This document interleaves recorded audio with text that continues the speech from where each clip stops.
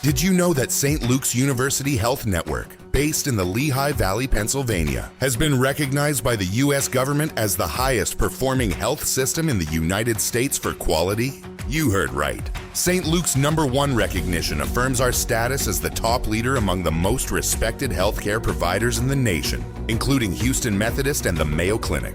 To state it simply, if you want to receive the best care when you go to a hospital, come to St. Luke's.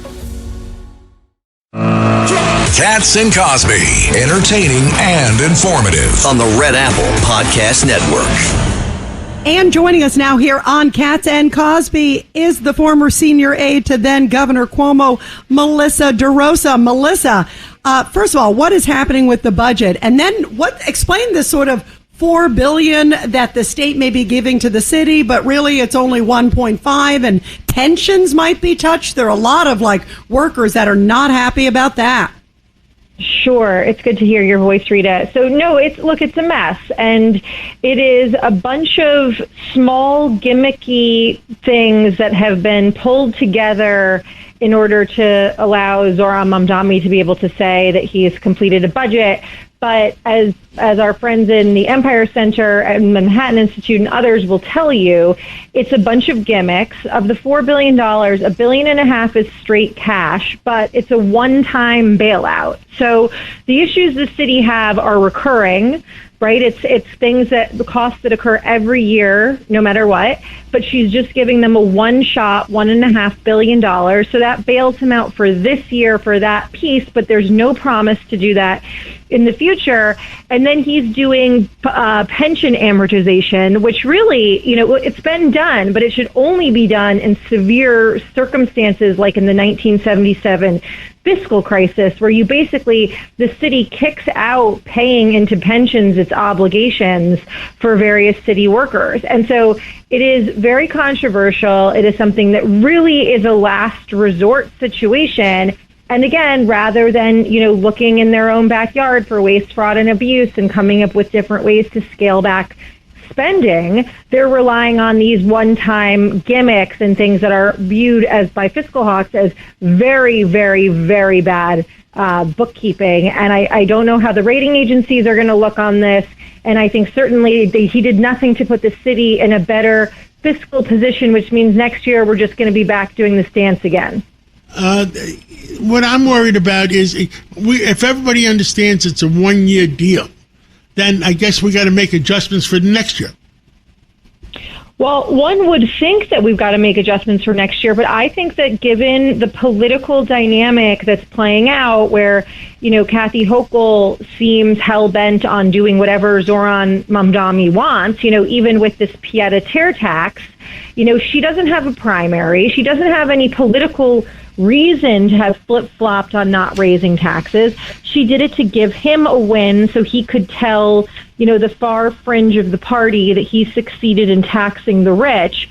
And so she gave him that, and she gave him this $1.5 billion, and they're kicking out their pension obligation payments and rolling back things like the school size mandate, which, by the way, was something was an unfunded mandate Albany did to the city of New York, and only the city of New York when Eric Adams was mayor. And by the way, Zoran Mamdani championed and voted for and didn't care when Eric Adams said, you're putting hundreds of millions of dollars on the city of New York that we don't have to fulfill this mandate. They didn't care when Eric Adams sat in that seat, but now that Zoran is there, they said, okay, we'll pump the brakes on that. So Really all they're doing, John, is kicking the can down the road to next year when they're going to have to do this game all over again. And at the same time, as Mark Levine, the city comptroller, has continued to warn, we are spending far more money as a city than we are taking in.